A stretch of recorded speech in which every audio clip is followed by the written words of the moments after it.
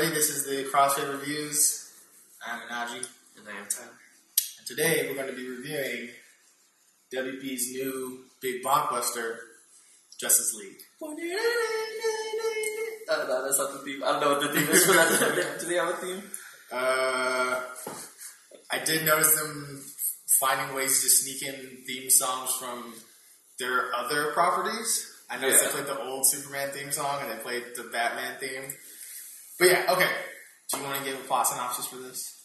I'm so bad at it. Oh, okay. So, basically, after the events of Batman vs. Superman, Bruce Wayne is like getting this team together so that they can just fight whatever this new being, you know, the generic storyline where some guy is coming to destroy the planet, so they need to stop him, but the only way to stop him is by gathering a bunch of superheroes together. So that's what he does, and that is the plot.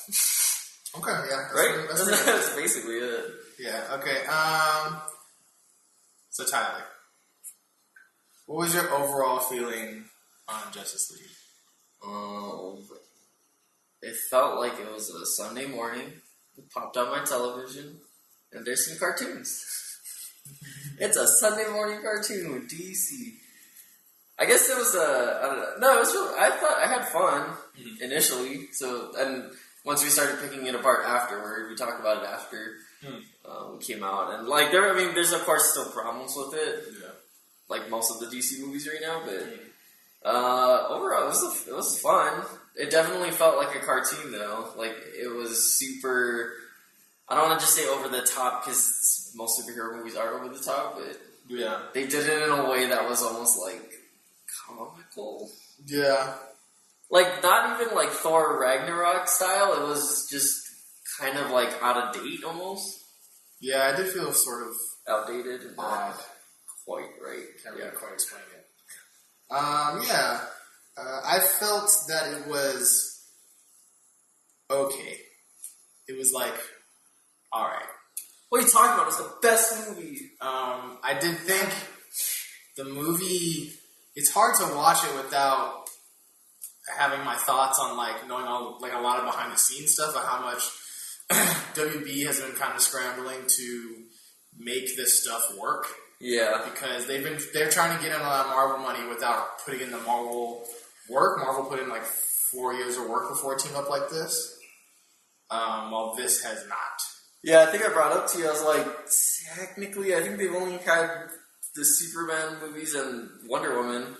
Because Batman didn't, well, at least in this cinematic universe, Batman didn't get his own movie yet. Mm-hmm. Flash didn't, Cyborg didn't. Yeah. Or Aquaman. I'm not sure what the plan is now, but you only had two superheroes so far.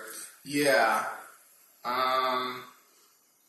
So yeah, I mean, okay, so when we watched this, like, I kind of was surprised that the reviews weren't trashing it necessarily. So when I went in, I was kind of like, okay, let's see what this is like.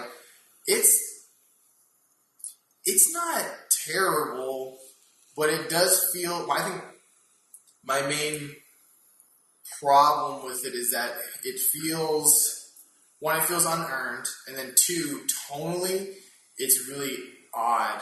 You can really see the fact that it's a bit of, I've heard this term used on another podcast too, it's a very Frankenstein movie where you can tell there's like different parts being cobbled together. Yeah. Like another movie that was sort of like that was World War Z.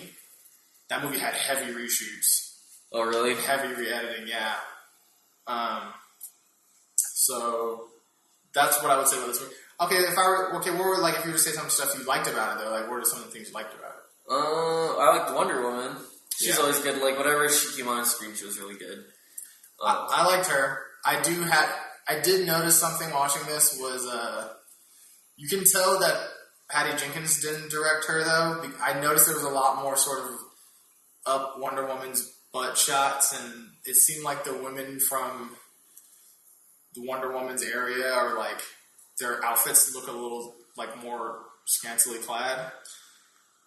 Yeah, and like even the way they told, like, there's certain jokes when it comes to like female characters that, like, I feel like in Wonder Woman it felt more from like a female's perspective. If you could see that.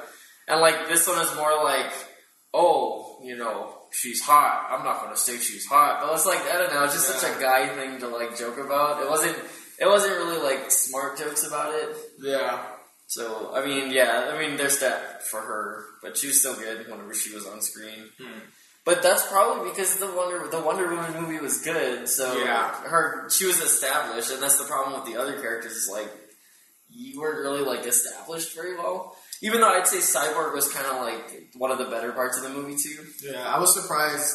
I think the thing that surprised me most was how well they set certain characters up, even though they didn't get a proper setup. I would say pretty much everybody besides Batman, Superman, and Wonder Woman, I was surprised by how much I liked them. Yeah. Even though they didn't really I didn't get to spend a whole other movie with them yet. So, yeah, I was definitely surprised by that. What do you think about Aquaman, Jason Momoa? I like Jason Momoa. He kind of reminds me of like Dwayne Johnson, sort of, in like that fashion. Where he's up and coming too. I think he's still trying to find his footing, but he's definitely getting in more movies now. I think, and then now he has like Aquaman. So yeah, I thought his take on Aquaman was interesting. I think they did a good job of making Aquaman cool. Because, a lot of joke with Aquaman has been like, oh, well, all he does is, like, talk to fish or whatever. Yeah. They did a good job of sort of establishing that he's at least on Diana's level of strength. He's definitely probably, I would say it's, like, Superman's probably the strongest, and I would say him and her are, like, evenly matched for, like, second strongest. Even though maybe Wonder Woman's stronger, I'm not sure. But, yeah, I liked it. I did think it was interesting how he was playing Aquaman almost like as a surfer dude. Yeah. He's like, just like a bat. I dig it. Gnarly, bro. No one, I don't think anyone really knows, but I think that's like a local thing, like from Hawaii and stuff. Yeah. Where he's like, chew! Chew! Like, that's like not something I was like, that was kind of odd hearing that in the movie, but I liked it. I am curious, when they talk about his parents, if they're just going to try to play him off as white. Yeah. Because he's clearly not just white. Like, anybody who's looking at him is like, okay. Because when they do go to... we're going to be spoiling stuff, too, by the way, so... just to let you know. What is he, by the way? He's, like, Hawaiian. I think he's mixed with someone. He's, like, he's, like, everywhere for a while. He's, like, mixed with a bunch of stuff. He has some Native American blood. But, yeah, so... I thought he was good. I'm definitely down to see his movie. I think James Wan and them already finished shooting his movie. From what I heard, it was like Aquaman was actually supposed to come out before Justice League, but they pushed Justice League up and pushed Aquaman back. So, which is weird. Yeah. I don't know. They're also coming up on a weird, like the weird butt end of things, where like Marvel's finished. If they just waited just a little bit more, they could have wrote their game. For all the people who still want superhero stuff. Like, yeah. So I don't know. To me, if they played it smart, they should have just played the long game. Yeah, yeah. Because this movie didn't even make back. It made back, but it didn't make not very well. Yeah. For the fact that the budget's $300 million, and domestically, I think they only made $96 million. Yeah. Which, can we talk about what I don't like about it? Yeah, sure, man. Go ahead. That is like the budget was $300 million. You said? Yeah, it's because of reshoots. $300 million. I'm pretty sure part of that budget is the CGI too, which most of that movie is CGI. Which I don't know. That's another thing that made it cartoony was like the CGI was also feeling very like dated, like mid 2000s. Yeah, there were some parts where I could really see. I could see the reshoots for two reasons. I could see one is like they had some really bad green screen, and then they also had. You could tell the direction was different. Sometimes almost shot to shot. You could tell, because Zack Snyder has a very distinct style. It's very stylized, it's very desaturated, it's very dramatic. And Josh Whedon has a much more TV sort of, very, not like to be mean, but like, it's a much more standard filming. Like, yeah, we're going to do this shot, we're going to do this shot, or like, Zack Snyder might do like a 360 camera move or something like that. So there was at times it was distracting. You could almost see like, okay, Zach shot that part. Okay, Josh shot that part. Because it would just feel tonally different, even on a dialogue level. I would definitely say this is the most Marvel-ish of all the DC movies, which is good and bad. Like, it felt more of like a solid, compared to the other movies, like, it felt more solid. But, yeah, and then I was like, but, yeah, it's still like, it's like Marvel, exactly, and, like, now they have the formula, which is, I wonder what they're planning on doing with the rest of the movies, if it's gonna be like that. Part of the problem is the villain. Oh, yeah, I really talk about that. And, like, I don't know, DC has this thing with, like, I noticed with Wonder Woman, like, the last villain is almost like a video game, like a cheesy video game character, and that's what this movie is too, but the main villain's, like, completely CGI.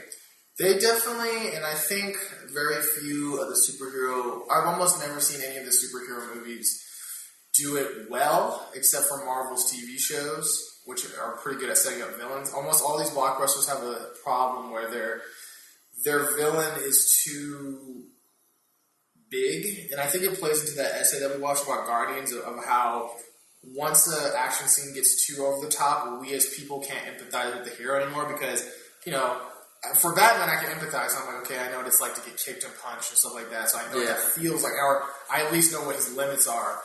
With some of the superhuman characters, it's harder to tell, so when they start fighting, I don't feel as much because I'm like, I don't know what it's like to get knocked into a cement wall and jump out of it. Like, I don't know, or crash through like 30-something buildings, probably killing everyone. And then I think it's also just a problem like when you have a villain who's CGI, unless that CGI is really good, it's just distracting because your brain just sort of is looking at it going, that's not really there.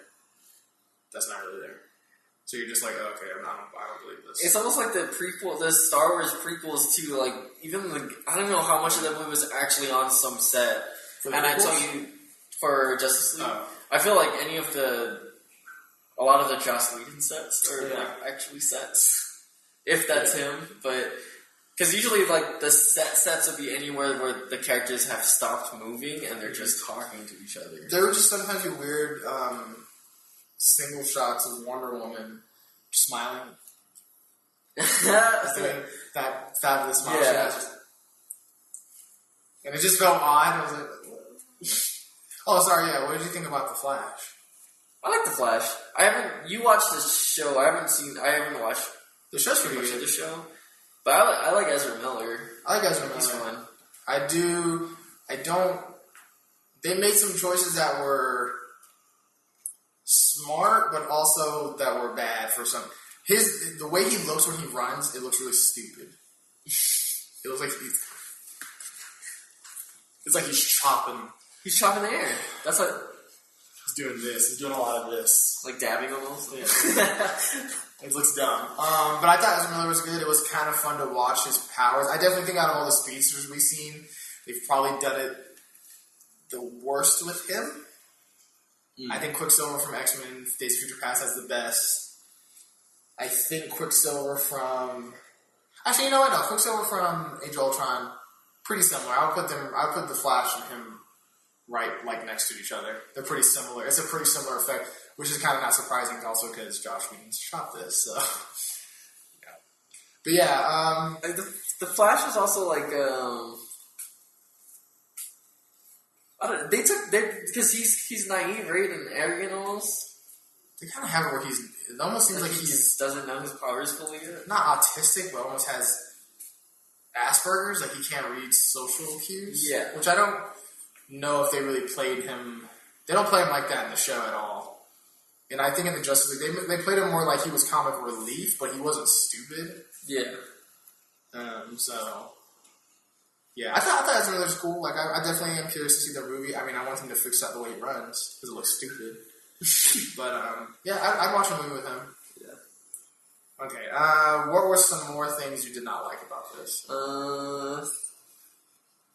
No. What didn't you like about it? I think it was just sort of, there were some moments that didn't quite work. It seemed like there were some character rewrites that weren't consistent. Yeah. I didn't really understand why Batman was so oh, I failed my friend. I was like, you guys worked with each other for about 10 minutes, and the whole rest of the movie you're trying to kill him. So. Yeah, it's weird because I know I watched Batman vs Superman, but I didn't really like finish it because I fell asleep. Not because it was boring, it's just tired, but yeah, I was like, did I miss something? Because when I was watching the movie, I was like, why is Batman very like bro-ish with him? Like, oh, bro. Yeah, I felt that. Like, no, what? Yeah, and then there's some weird tone shift too, because the other movies are so dark and dramatic, except for Wonder Woman, and now you have it where Batman sort of quick, like everybody, it kind of has the Marvel problem I'm noticing a little bit now is everybody's just saying something quippy and witty. And then there's that one part that threw me off where he was like, when Superman says it back to him, and he's like, do you bleed? And I'm like, yeah. What? I was like, okay, wait, one, you must have remembered something from but you're not supposed to remember anything, that's why you're freaking out. And then I was just, I don't know, just like, it was odd. It was dark for no reason, and it was just kind of weird. I was like, was that supposed to be funny? Or I don't know what to feel about that. I don't know if that was a joke. I would say the color grading looked weird in parts, too. It's almost as if they got footage that was originally dark, because of Zack Snyder's style, and then they had to go in post-production like, okay, we gotta make this more colorful, but they didn't really shoot it to be like that, so stuff just looks off. Like, Batman's costume looked off to me at times, where... Well, yeah, because you were watching the other podcast, the review, but, like, even they were kind of saying, like, if the costumes are designed a certain way, that's also why the movie looks cartoony, too. Yeah. Because when you put that on screen and you color grade it a certain way, then it's the way it's not supposed to. Yeah. You know? It just looks weird. And, like, yeah, there's definitely parts that I'm like, oh. Like, that last shot... Spoilers, whatever. They come out and they're all standing there, and, like, they're just super colorful. Like, it doesn't even look like Earth anymore. I don't know what it was. Yeah. It was like this vibrant, colored garden-looking thing. I was like... Yeah. And I heard apparently they cut about 30... The original screenplay and shot came out to almost like 3:30. So they cut about an hour and a half out. Yeah, because that movie was an hour and a half, which, to me, I'm like, that was good, because I don't know how much more I could have done. It was weird, like, I almost felt conflicted. I almost wanted this movie to be longer, because I heard apparently one of the things they cut was some more stuff in Atlantis. They cut some of that. I heard they cut some stuff with Wonder Woman. Yeah, it just feels kind of odd in spots. I don't think it's terrible. Like, if I were to rate the DC movies now, I would say Wonder Woman's on the top, maybe Man of Steel right behind it, and then Justice League, and then Batman vs Superman, and then Suicide Squad at the bottom. So, and we'll stay there, and we'll remain on the bottom. Yeah. Yeah, I don't really have much else to say, man. We want to give... Okay, so, is it full price? Is it a matinee? Is it a wait till Netflix? I'll give it a matinee. I think you should still see it. Yeah, I do think it's interesting. I would say a matinee as well. It's interesting. I don't pay full price. Just go see it at a discount. It's one of the better DC movies, so... And then, just turn your brain off. There's a lot of times where I had to just sort of... Yeah, like... I was turning my brain off. I was like, nope. Yeah, so... Alright, so yeah, guys, if you want more reviews, let us know. We're going to be trying to put them out a little more consistently. School is sort of... doing a lot. So we're going to try to do some more reviews like this of new current movies that we think are going to be interesting or if they're big enough. And we're also going to maybe do some smaller ones of just stuff that we're watching. So, yeah. That's it. Leave a comment down below. Let us know. Comment down below. Let us know what you think. Yeah.